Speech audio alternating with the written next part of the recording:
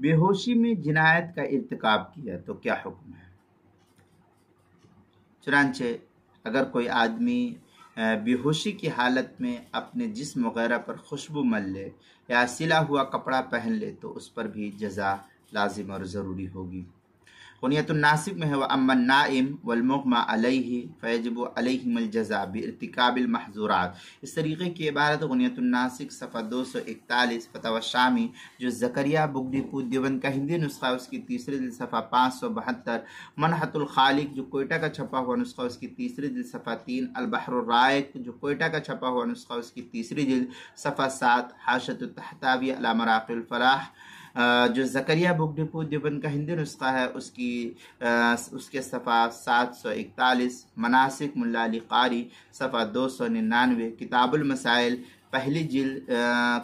تیسری جلد صفحہ نمبر 154 کے تحت جو ہے اس کو نقل کیا گیا ہے۔